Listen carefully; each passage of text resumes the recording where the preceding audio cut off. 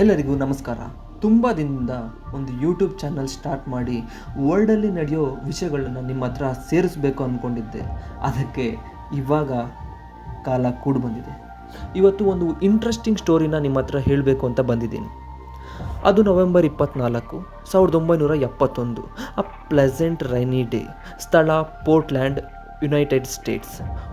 ಒಬ್ಬ ವ್ಯಕ್ತಿ black suit, sun glasses and white shirt ಹಾಕ್ಕೊಂಡು ಸ್ಟೈಲಾಗಿ ಕಾಮಾಗಿ ಏರ್ಪೋರ್ಟ್ ಒಳಗಡೆ ಬರ್ತಾನೆ. ಅಲ್ಲಿ ಸಿಯಾಟಲ್ಗೆ ಒನ್ ವೇ ಟಿಕೆಟ್ ಕ್ಯಾಶ್ ಕೊಟ್ಟು ಪರ್ಚೇಸ್ ಮಾಡ್ತಾನೆ. ಅವನ ಹೆಸರು ಏನು ಅಂತ ಕೇಳಿದಾಗ ಅವನು ಹೇಳೋದು ತನ್ನ ಹೆಸರು ಡಾನ್ ಕೂಪರ್. ನೆಕ್ಸ್ಟು ಏನು ನಡೆಯುತ್ತೋ ಅದು ಅಮೇರಿಕಾ ಹಿಸ್ಟ್ರಿಯಲ್ಲೇ ಅನ್ಸಾಲ್ವ್ಡ್ ಮಿಸ್ಟ್ರಿ ಕೇಸ್ ಆಗಿ ಉಳಿಯುತ್ತೆ. ಯಾರು ಈ ಡಾನ್ ಕೂಪರ್?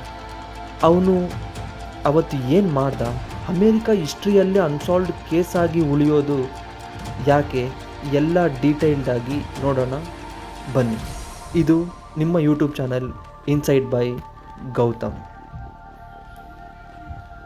ಡಾನ್ ಕೂಪರ್ ಅನ್ನೋ ವ್ಯಕ್ತಿ North West Orient Airlines flight number 305 30 ನಿಮಿಷ ಟ್ರಾವೆಲ್ ಟೈಮ್ ಇರುವ ಸಿಯಾಟಲ್ಗೆ ಹೋಗಲು ಸೀಟ್ ನಂಬರ್ 18C ಕುಳಿತುಕೊಳ್ಳುತ್ತಾನೆ. ಅವನು ಕುಡಿಯಲು ಸ್ಕಾಚ್ ಆರ್ಡರ್ ಮಾಡ್ತಾನೆ. ಆ ಫ್ಲೈಟಲ್ಲಿ 36 ಪ್ಯಾಸೆಂಜರ್ಸ್ ಮತ್ತು ಕ್ರೂ ಮೆಂಬರ್ಸ್ ಇರುತ್ತಾರೆ. ಅವರಿಗೆಲ್ಲ ಅವನು ಒಬ್ಬ ಆರ್ಡಿನರಿ ಬಿಸ್ನೆಸ್ ಮ್ಯಾನ್ ಥರ ಕಾಣ್ತಾನೆ.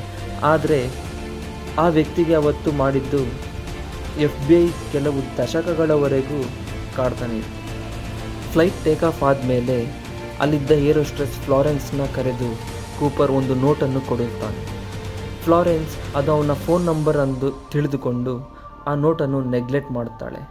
ಆದರೆ ಕೂಪರ್ ಫ್ಲಾರೆನ್ಸ್ನ ಕಿವಿಯ ಹತ್ತಿರ ಬಂದು ಆ ನೋಟನ್ನು ಓದಿ ಅಂತ ಕೈಂಡಾಗಿ ಹೇಳುತ್ತಾನೆ. ಆ ನೋಟ್ನಲ್ಲಿ ಈ ರೀತಿ ಬರೆದಿರುತ್ತದೆ: ನನ್ನ ಹತ್ತಿರ ಬಾಂಬ್ ಇದೆ, ನನಗೆ $2 lakhs ಮನಿ ಬೇಕು, ಅಲಾಂಗ್ ವಿತ್ 4 ಪ್ಯಾರಾಶೂಟ್ ಅಂತ ಬರೆದ. ಫ್ಲಾರೆನ್ಸ್ ಗಾಬರಿಯಿಂದ ಕೂಪರ್ ಕಡೆ ನೋಡಿದಾಗ ತನ್ನ ಸೂಟ್ಕೇಸ್ನಲ್ಲಿ ಇದ್ದ ಬಾಂಬನ್ನು ಕೂಪರ್ ತೋರಿಸುತ್ತಾನೆ. ಇದಾದ ನಂತರ ಫ್ಲೈಟ್ ಕ್ಯಾಪ್ಟನ್ ಏರ್ ಟ್ರಾಫಿಕ್ ಕಂಟ್ರೋಲ್ಗೆ ಇನ್ಫಾರ್ಮ್ ಮಾಡುತ್ತಾನೆ. ಈ ವಿಷಯ ತಿಳಿದ FBI ಅಖಾಡದಲ್ಲಿ ಇಳಿಯುತ್ತದೆ. ಫ್ಲೈಟ್ ಬಂದು ಸಿಯಾಟಲ್ ಏರ್ಪೋರ್ಟ್ಗೆ ಲ್ಯಾಂಡ್ ಆಗುತ್ತದೆ.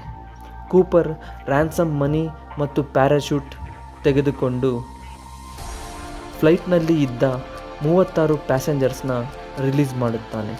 ಆದರೆ ಕ್ರೂ ಮೆಂಬರ್ಸ್ನ ತನ್ನ ಜೊತೆಯಲ್ಲೇ ಇಟ್ಕೊಂಡು ಫ್ಲೈಟ್ಗೆ ಫ್ಯೂಯಲ್ ಲೋಡ್ ಮಾಡಲು ಹೇಳುತ್ತಾನೆ. ಅವನ ಕಾಮ್ನೆಸ್, ಪೊಲೈಟ್ನೆಸ್ ನೋಡಿ ಎಲ್ಲರೂ ಆಶ್ಚರ್ಯಗೊಳ್ಳುತ್ತಾರೆ. ಅವನಲ್ಲಿ ಸ್ವಲ್ಪ ಕೂಡ ನರ್ವಸ್ನೆಸ್ ಕಾಣಿಸ್ತಿರಲಿಲ್ಲ ಅಂತ ಅವನನ್ನು ನೋಡಿದ ಪೊಲೀಸ್ ಆಫೀಸರ್ಸ್ ಹೇಳಿದ್ದಾರೆ. ಫ್ಯೂಯಲ್ ಲೋಡ್ ಆದಮೇಲೆ ಅವನು ಸ್ಟ್ರೈಟಾಗಿ ಮೆಕ್ಸಿಕೋಗೆ ಹೋಗೋಣ ಅಂತ ಆ ಫ್ಲೈಟ್ ಕ್ಯಾಪ್ಟನ್ಗೆ ಕೂಪರ್ ಆರ್ಡರ್ ಮಾಡ್ತಾನೆ. ಆಗ ಕ್ಯಾಪ್ಟನ್ ಅಷ್ಟು ದೂರ ಹೋಗಲು ಫ್ಯೂಯಲ್ ಸಾಲಲ್ಲ ಅಂತ ಹೇಳ್ತಾರೆ. ಆಗ ಮಿಡಲಲ್ಲಿ ಇನ್ನೊಂದು ಏರ್ಪೋರ್ಟಲ್ಲಿ ಫ್ಯೂಯಲ್ ರೀಲೋಡ್ ಮಾಡಲು ಸಹ ಕೂಪರ್ ಅರೇಂಜ್ ಮಾಡಿಸುತ್ತಾನೆ. FBI ಮೈಂಡ್ನಲ್ಲಿ ಏನಿದೆ ಅಂದರೆ ಅವನು ಹೇಗಿದ್ದರೂ ಫ್ಲೈಟ್ ಬಿಟ್ಟು ಹೊರಗೆ ಬರಲೇಬೇಕು, ಆವಾಗ ಅವನನ್ನು ಅರೆಸ್ಟ್ ಮಾಡೋಣ ಅಂತ ವೆಯ್ಟ್ ಮಾಡ್ತಾ ಇರ್ತಾರೆ. ಪ್ಲೈನ್ ಮತ್ತೆ ಟೇಕ್ ಆಫ್ ಆಗುತ್ತದೆ. ಕೂಪರ್ ಮೋಡಗಳು ಇರುವ ಹೈಟ್ನಲ್ಲೇ ಪ್ಲೈನ್ ಹೋಗಬೇಕು ಅಂತ ಅಲ್ಲಿರುವ ಕ್ಯಾಪ್ಟನ್ಗೆ ಆರ್ಡ್ರ್ ಮಾಡಿ ಅವರನ್ನೆಲ್ಲ ಫ್ರಂಟ್ ಕ್ಯಾಬಿನಲ್ಲಿ ಲಾಕ್ ಮಾಡುತ್ತಾನೆ. ಆ ಪ್ಲೈನ್ನ 2 FBI ಏರ್ ಕ್ರಾಫ್ಟ್ಗಳು ಸಹ ಫಾಲೋ ಮಾಡಿಕೊಂಡು ಬರುತ್ತೆ. ಪ್ಲೈನ್ ಟೇಕ್ ಆಫ್ ಆದ ಕೆಲವೇ ಸಮಯದಲ್ಲಿ ಪ್ಲೈನ್ನ rear lower staircase open ಆಗಿ ಪ್ರೆಷರಿಂದ ಸೌಂಡ್ ಬರೋದು ಒಳಗಡೆ ಇದ್ದ ಕ್ರೂ ಮೆಂಬರ್ಸ್ಗೆ ಕೇಳಿಸುತ್ತದೆ. ಪ್ಲೈನ್ ವಾಪಸ್ ಲ್ಯಾಂಡ್ ಆದ ಮೇಲೆ ಪ್ಲೈನ್ನಲ್ಲಿ ನೋಡಿದ್ರೆ ಎಂಟಿ ಇರುತ್ತದೆ. ಹೌದು, 10,000 ಫೀಟಿಂದ ಮನೆ ತಗೊಂಡು ಪ್ಯಾರಾಶೂಟ್ನಲ್ಲಿ ಕೂಪರ್ ಅಲ್ಲಿಂದ ಜಂಪ್ ಮಾಡಿರುತ್ತಾನೆ. ಇದನ್ನು ಗಮನಿಸಿದ FBI ಆಪರೇಷನ್ ನಾರ್ಜಕ್ ಅಂತ ಒಂದು ಆಪರೇಷನ್ನ ಲಾಂಚ್ ಮಾಡಿ ಹಂಡ್ರೆಡ್ಸ್ ಆಫ್ ಟ್ರೂಪ್, ಹೆಲಿಕಾಪ್ಟರ್ ಮತ್ತು ಏಜೆಂಟ್ನ ಇಟ್ಟು ವಾಷಿಂಗ್ಟನ್ ಸ್ಟೇಟಲ್ಲಿ ಇರೋ ಫಾರೆಸ್ಟ್ ಪೂರ್ತಿ ಸರ್ಚ್ ಮಾಡಿಸ್ತಾರೆ. ಸಿಂಗಲ್ ಎವಿಡೆನ್ಸ್ ಕೂಡ ಸಿಗುವುದಿಲ್ಲ. ಹೀಗೆ 9 ವರ್ಷ ಕಳೆಯುತ್ತದೆ. 1980ರಲ್ಲಿ ಒಂದು ಹುಡುಗ ಕೊಲಂಬಿಯಾ ರಿವರ್ ಪಕ್ಕ $5,800 ಕ್ಯಾಶ್ನ ಹೂತಾಕಿರೋದು ನೋಡಿ ಪೊಲೀಸ್ಗೆ ಇನ್ಫಾರ್ಮ್ ಮಾಡುತ್ತಾನೆ. ಬಟ್ ಉಳಿದ ದುಡ್ಡು ಏನಾಯಿತು, ಡಾನ್ ಕೂಪರ್ ಏನಾದ ಅನ್ನೋದು ಯಾರಿಗೂ ಗೊತ್ತಿಲ್ಲ. ಸ್ವಲ್ಪ ಜನ ಕೂಪರ್ ಫ್ಲೈಟಿಂದ ಜಂಪ್ ಮಾಡಿದಾಗೆ ಸತ್ತೋಗಿರಬೇಕು ಅಂತ ಹೇಳಿದರೆ, ಸ್ವಲ್ಪ ಜನ ಅವನು ಬದುಕಿ ತಲೆಮರೆಸಿಕೊಂಡಿದ್ದಾನೆ ಅಂತ ಹೇಳ್ತಾರೆ. ಆದರೆ ನಿಜ ಏನು ಅಂತ ಯಾರಿಗೂ ಗೊತ್ತಿಲ್ಲ.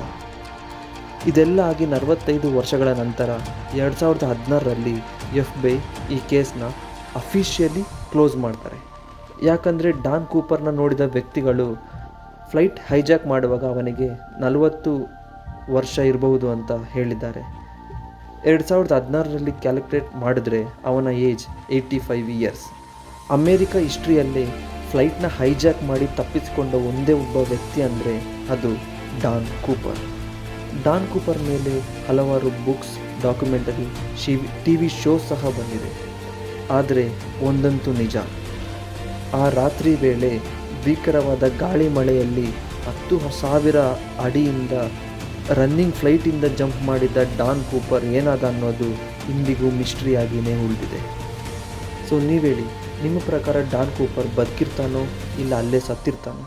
ಆ್ಯಂಡ್ ನೀವೇನಾದರೂ ಡಾನ್ ಕೂಪರ್ ಸಿಚುವೇಷನಲ್ಲಿ ಇದ್ದಿದ್ದರೆ 10,000 ಫೀಟಿಂದ ಪ್ಯಾರಾಶೂಟ್ ಕಟ್ಕೊಂಡು ಫ್ಲೈಟಿಂದ ಜಂಪ್ ಮಾಡ್ತಿದ್ರ ಅನ್ನೋದು ಕಮೆಂಟಲ್ಲಿ ಲೀವ್ ಮಾಡಿ. ಈ ವಿಡಿಯೋ ನಿಮಗೆ ಇಷ್ಟ ಆಗಿದ್ದರೆ ಲೈಕ್ ಮಾಡಿ, ಸಬ್ಸ್ಕ್ರೈಬ್ ಮಾಡಿ. ಇನ್ನೊಂದು ಇಂಟ್ರೆಸ್ಟಿಂಗ್ ವಿಡಿಯೋ ಜೊತೆ ನಿಮಗೆ ಸಿಗ್ತೀನಿ. Thank you for your time. ನಾನು ನಿಮ್ಮ ಗೌತಮ್, ಸೈನಿಂಗ್ ಆಫ್.